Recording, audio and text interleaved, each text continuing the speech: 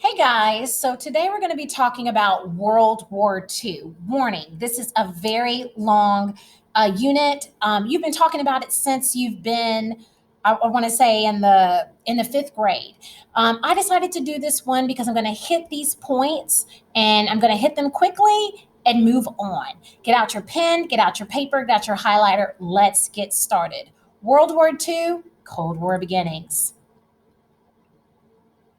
First, we need to discuss the road to World War II. We have this very infamous character, Adolf Hitler, and he was in the army and he eventually is jailed. While in jail, he writes a book called Mein Kampf. Please highlight that. You will need to know it. And the book is titled Mein Kampf because Mein Kampf in German means my struggle. The reason why he wrote this, he wrote a theory called Nazism, or he wanted to create something called the Third Reich. And the goal was to unite all German speaking people into a great German empire known as the Third Reich. In the book, he talks about all of the hardships that the Germans had to go through because of Jewish overtaking, business, and the economy, and how they should be a stronger master race. He enforced racial purification at home. And like I said, we all know Hitler, he wanted a master race. The book also talks about a national expansion of Germany, not only just being a country to itself, but basically using objects such as imperialism to spread their influence across the globe. If you need to pause, feel free to pause. I'm going to go a little quick. How did he come to power? Have you ever sat and thought, who in the world listens to Hitler? He's known as one of the greatest communicators on the entire planet. Hitler came to power as a result of Germany's Great Depression after World War I. 6 million Germans were out of work, and several people began to join Hitler's private army called the Stormtroopers. People want to be with the winner. People want to join a group that is powerful, that has hope, and a strong, charismatic leader. And that's what Hitler was. Hitler became basically Germany's last hope. And in 1932, the Nazi Party, or the Third Reich, or the Master Race, would become one of the strongest political parties in Germany.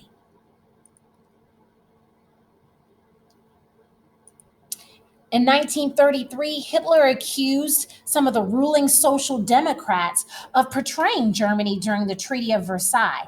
After World War I, they all sit down, and he says there's a lot of these people that were in government that don't care about the German people, and they're giving our German power away. And you need to vote out the people that are in office because they don't care about you. He used other propaganda and eventually gets elected as the prime minister of Germany. Once he's in power, he slowly dismantles the government and then builds it back up to how he wants it to be. This occurs in 1933. So now you know kind of how Hitler comes into power. We get a depression, we get a strong leader that says we can come out of this. Germany is strong, we need to take over, we need to build a master race, we are good, we are powerful, and people buy into that. Now let's look at the United States.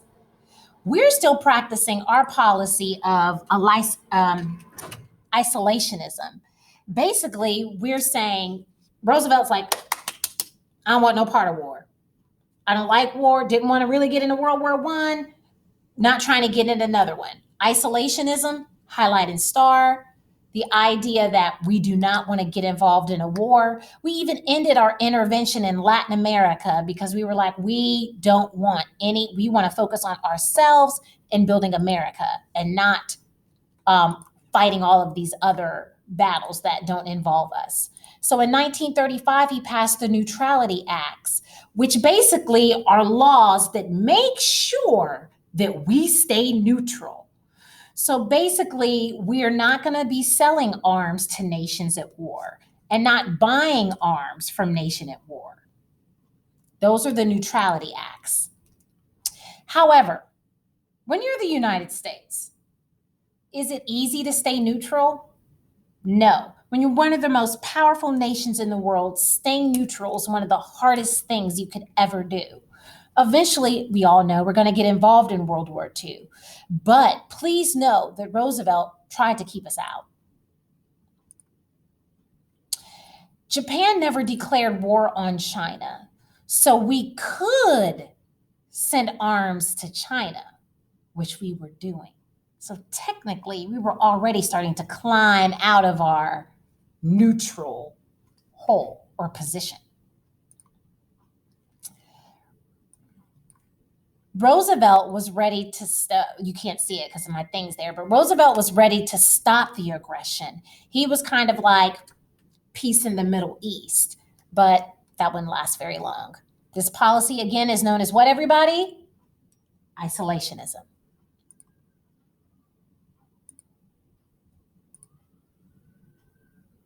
World War II beginnings. In February of 1936, I'll move my face, we occupied the Rhineland, and we said we weren't going to do that.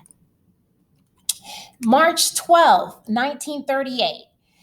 Well, not we, as in the United States, occupied the Rhineland, but the Rhineland was occupied, and it was a part of Austria. March 12th, 1938, Germany marched into Austria unopposed. And one day later, the Union was complete and announced. So I'm going to go back on that one. Germany said it wouldn't occupy the Rhineland, but it went back on its word and marched anyway. In 1936, they said that, and they went back on their word and took it over. Czechoslovakia, Hitler began saying 3 million in the Sudetenland. Lies, lies, lies. He began telling people in Czechoslovakia, there are 3 million German-speaking people in Czechoslovakia. We need to go over and take Czechoslovakia. There are 3 million Germans there. We need to take it over. What kind of rationale is that? So Hitler invites the French prime minister to sit down and the British prime minister to sit down in the Munich conference, and they make an agreement. Hitler promised, he said, well, the Sudetenland would be the last country we will occupy. We promise, promise, promise. Promise, promise, promise. We agreed to this. Promise, promise, promise. Well, let's see how long that Munich agreement, please star and highlight, lasts. Everybody gets up from the meeting. It's like Hitler's going to calm down. We gave him the Sudetenland. Maybe now he'll just be quiet. He's got the Rhineland. He's got the Sudetenland. Maybe he'll chill. Winston Churchill from Britain is still a little unhappy, but he's like, whatever. Let's see what happens. It was called the policy of appeasement, which basically he was giving up his principles to pacify and to hopefully make this Hitler character go away.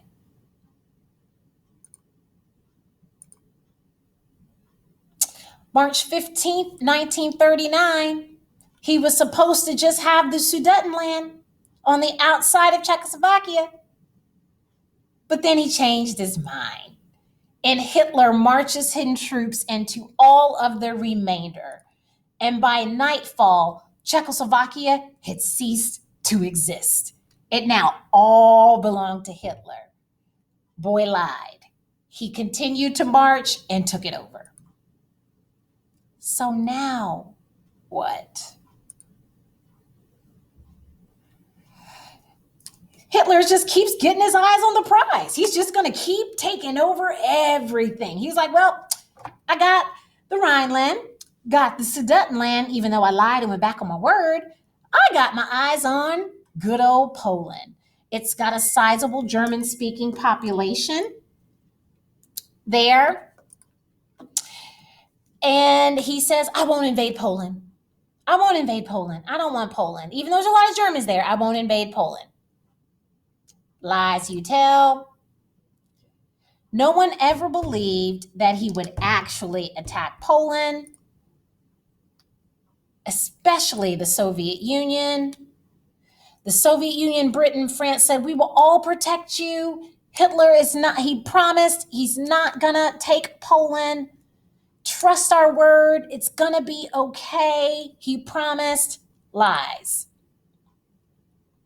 Surprise, surprise. August 23rd, Germany and the Soviet Union signed what's called a non-aggression pact. And you will see this political cartoon. That's Stalin and Hitler marrying. They agree we're never going to attack each other, and we'll divide Poland in between us. Just don't invade.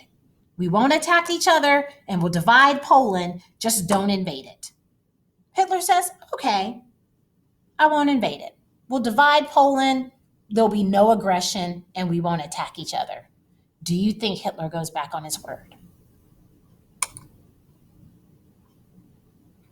September 1st, 1939, ladies and gentlemen, Blitzkrieg begins. Please highlight Blitzkrieg. You've heard it for years. It's called Lightning War. Highlight Blitzkrieg. He bombs everything. He targets airfields, and he does a full-on ground invasion. Britain and France immediately declare war on Germany because he has now invaded Poland. Soviet Union is like, what the ham sandwich? We were all tied. Hitler, you've gone back on your word. This is crazy. Why are you doing this? Too late. The major fighting was over. By the time Britain and France declared war, he had Poland. The Soviet Union then attacked the other side of Poland, trying to get in where they fit in, but it was already too late. Blitzkrieg had begun. Again, guys, I'm talking fast, but the luxury is you can pause it whenever you need to. Poland was gone. Let's talk a little about the Holocaust. I'm going to go through this pretty quickly. April 7th, 1933, Hitler ordered all non-Aryans removed, or basically non-whites, removed from their government jobs and began a campaign of racial purity, which was the systematic murder of 11 million people across Europe. This was called the Holocaust. Half were Jewish. Anti-Semitism rose. It's a long history of hatred of Jews. Hitler blamed them for their defeat in World War I and for the Depression. Please highlight and star the Nuremberg Laws in 1935. The Nuremberg Laws basically stripped Jews of their German citizenship. Even though they lived in Germany and they had the citizenship, they passed laws that said they were no more citizens. They had to wear a yellow Star of David that basically identified them as a separate race. They had to wear it. They were no longer permitted in public buildings, public offices, or public jobs. They had to move to the outskirts of town, which were ghettos, similar to segregation in the United States. November 9th through 10th, they had what's called Kristallnacht, which is Night of the Broken Glass. Basically, the Nazi stormtroopers come through a lot of Jewish villages, Jewish towns, synagogues, and businesses, begin breaking their glass, taking all of their stuff, putting the Star of David on them, and moving them to ghettos. All of this was blamed on the Jews. 30,000 Jews were arrested. The Jews had trouble finding countries who would accept them. Several tried to leave, but people were scared. So they almost had no place to go. Why? Other countries were in a depression. Other countries were also against Jews, and some were scared of Germany.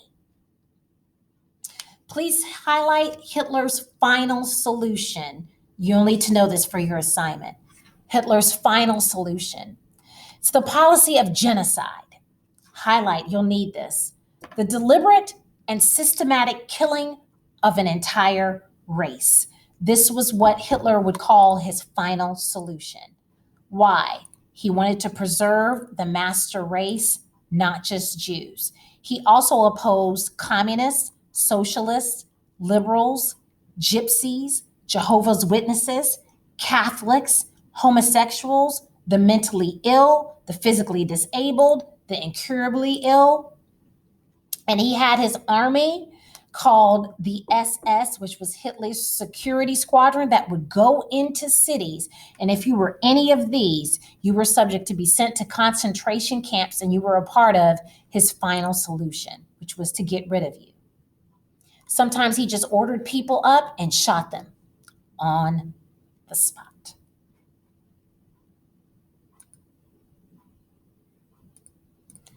We all know this. Jews were ordered to ghettos. Here are some pictures. And they were sent to concentration camps in Germany, sealed off by barbed wire. They were forced to work in German factories. They smelled like burning flesh. How did they survive? Underground newspapers, secret schools. Again, I told you the Jewish people were forced to wear the Star of David on their chest at all times. Talking about inhumanity. Then came, of course, concentration camps. You can see how they were starved to death. It was originally used to imprison political opponents, but Hitler turned him to his own SS squadron and warehouse to store the undesirables. We can kind of skip through this because it's hard to watch, but also you guys know about the concentration camps and the atrocities of the Holocaust. They were subject to hunger, humiliation. They were worked to death, forced to live in crude barracks until they starved.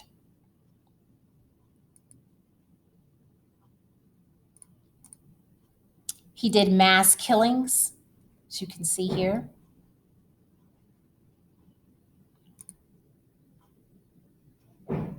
And built death camps. This is Auschwitz in Poland, one of the most horrible and horrific concentration camps. Life at Auschwitz, the doctor was determined if you were eligible to work. If you could work, you went one way. If you could not work, you left your belongings and went another way. If you could not work, you were told you were going to take a shower, but you were led to cheerful music playing, and it was just the gas chamber. Here is a picture. Very, very sad.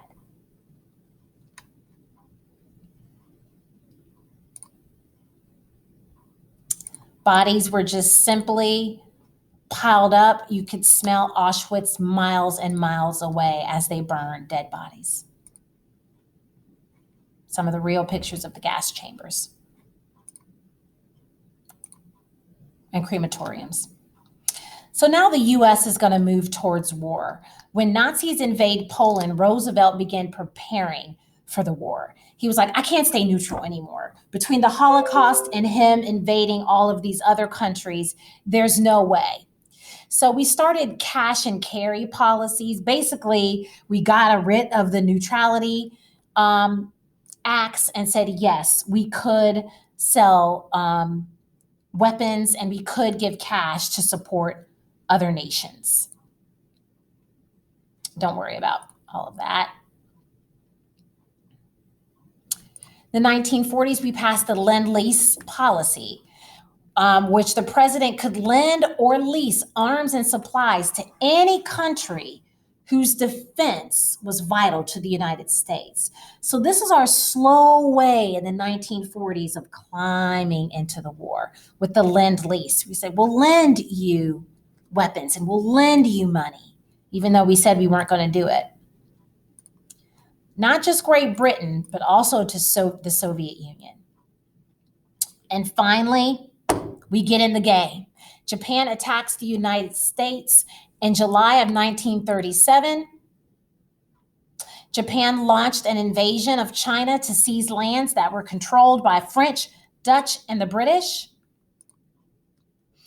Cutting off trade of oil, U.S. thought Japan had two options: to leave or to seize the oil fields.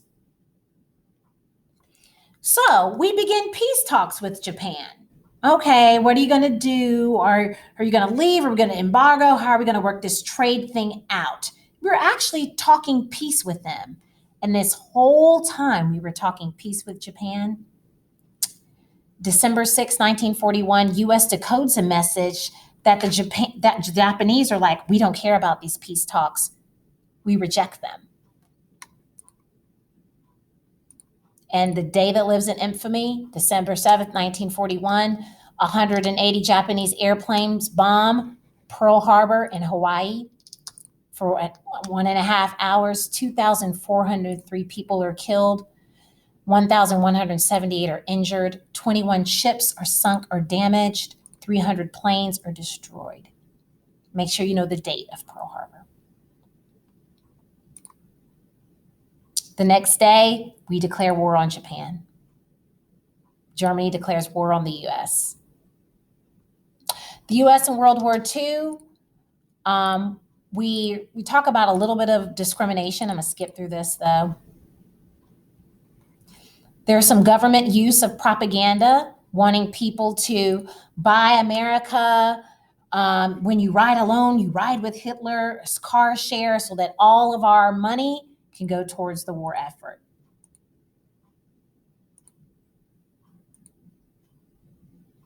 Let's talk about the war in Europe quickly. And this is what you really need to focus on. So write down these battles. The Battle of Stalingrad.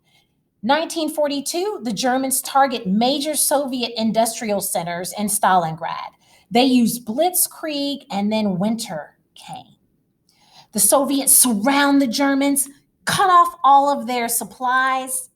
German struggles to get in, to get the supplies, and they end up surrendering. So Stalingrad, think of surround and cut off. It cost Soviets 1 million lives. So make sure when you're making your PowerPoint, you take notes. Next one you need to highlight, North Africa, Operation Torch. The Allies launched an offensive attack on access-controlled North Africa. It was led by Dwight D. Eisenhower. 107,000 Allied powers landed North Africa, basically used blitzkrieg, liberate North Africa, and they defeat the Axis powers. So this is one of the many victories that we were involved in. Make sure you know that. And you might need to go in your notes and or on your own research and get the date for Operation Torch. There's Dwight D. Eisenhower. D-Day, star, star, star. You must know this. The Allies wanted to invade France and free Western Europe. They were led by 3 million Allied troops, including US, British, and Canadian. This is also called Operation Overlord. Highlight, highlight. They tricked Germany into thinking that the troops are going to land at the port of Colossus. Actually, they're landing at Normandy Beach, and they completely overlord land, sea, wind, water, everything. It was such an overtaking of an attack. That's why I got the name D-Day, Demolition Day. June 6, 1944, thousands of troops land. It takes 7 days to land all the troops. That's how much military force and might we showed on the beach of Normandy. After a month of fighting, General Patton and his Third Army find a gap in that Axis line in D-Day, and we defeat them. Make sure you know D-Day. And what impact do you think this had on the war? Begins to turn the tide.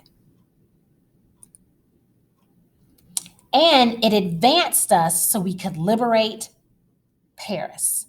That would be one of the impacts that it had. You need to put that in your PowerPoint that you're going to make after this. October 1944, the U.S. captures the first German town of Aachen. Hitler wanted to retake Belgium because we need a buffer zone. So we get the Battle of the Bulge, December 16th, 1944. 8 German tanks, break our weak Allied line. So they get us on this one, guys. They drove into Allied territory. They capture 120 Americans. They line them up and they shoot them down.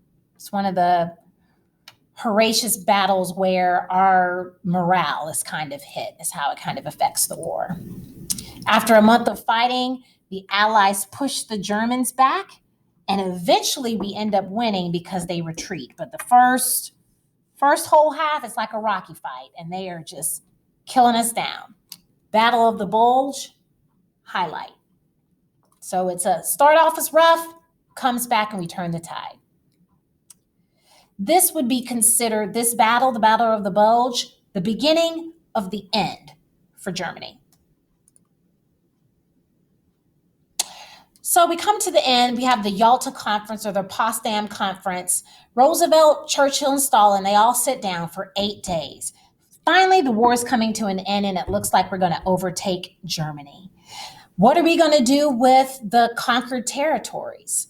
What are we going to do about Japan? So they asked the Soviet Union to help us with our war we're now in with Japan, of course.